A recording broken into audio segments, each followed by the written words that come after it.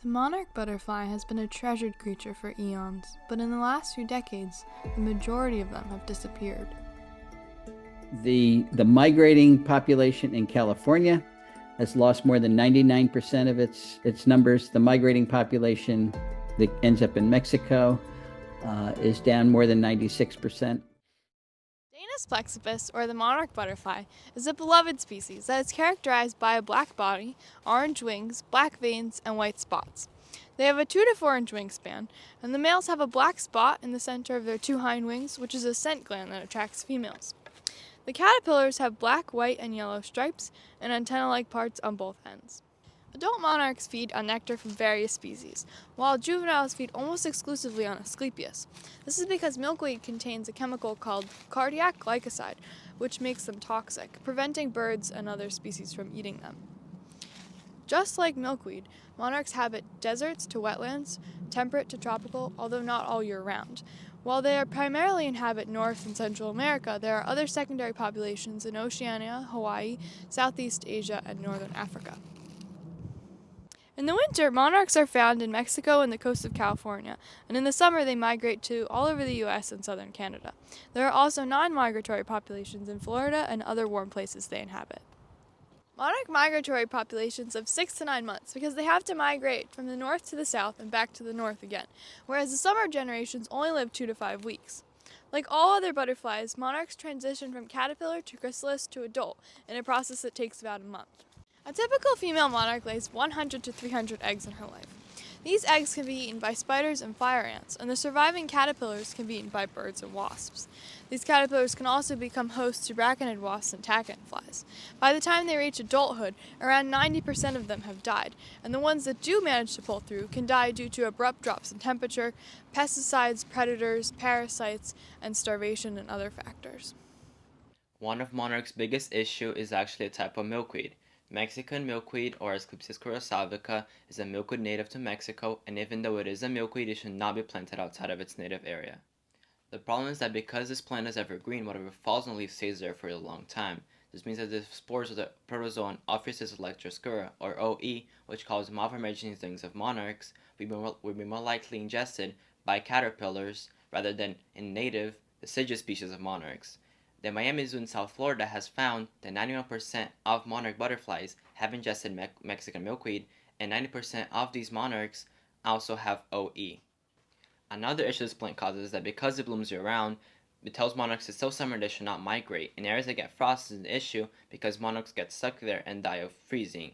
In South Florida, however, when there's no frost, native Asclepias species still lose their leaves, which will tell monarchs it's time to leave.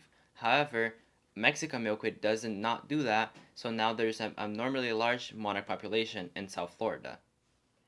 However, if you do have Mexican milkweed, you can cut it back right below the leaves every 3 months to prevent the accumulation of spores. Monarchs can also be confused by the effects of climate change because they rely on environmental changes to start production and migration. Longer summers cause them to migrate later, and intense droughts and storms disrupt their habitats. One of monarchs' biggest issue is actually the lack of food throughout their migration routes, breeding, and overwintering areas. Monarchs feed from a wide variety of plants. As long as produce nectar, they will feed from it. However, most of these plants are considered weeds, and they're eliminated from farms, highways, and other places that cover large portions of North America.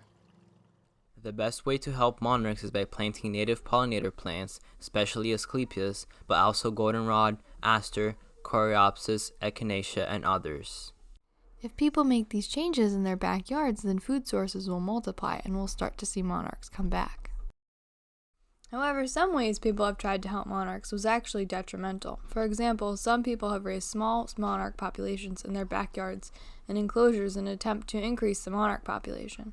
The Xerces Society for Invertebrate Conservation suggests that doing this can cause transmission of diseases and genetic problems in captive caterpillars like OE and inbreeding. They may also not be attuned to fluctuating temperatures, a variety of food sources, or predators upon release, and the releasing populations of captive monarchs may skew scientists' count of actual wild population numbers. Another thing that people have tried that has not actually helped is planting milkweed and other food sources along highways and medians. That's not a good idea.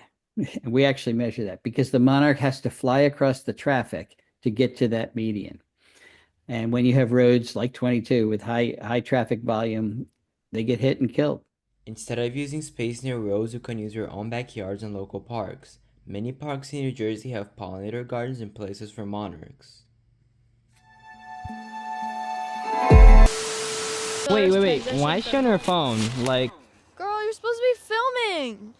Why would I care about silly little butterflies? Because it's important, and maybe if you paid attention to science class, you would realize that planting wildflowers doesn't just help monarchs, it helps all native species. Plus, milkweed doesn't just host monarchs, it hosts milkweed tussock moths, milkweed bugs, and milkweed beetles, and other pollinating insects like bumblebees, hoverflies, and hummingbird moths. And those insects are vital because other birds and their young rely on them for survival. Wait, I actually didn't know that. Yeah. Yeah, that's why it's super important. And raising awareness about planting native plants helps all native species, not just monarchs. And these native plants that you plant are replacing the invasive plants like barberry and English ivy, and you're replacing native plants that were torn out ages ago. And these native plants are a lot more drought tolerant and resistant, so they're better for your garden. But also, the fact that monarchs are so beautiful is enough for me to care.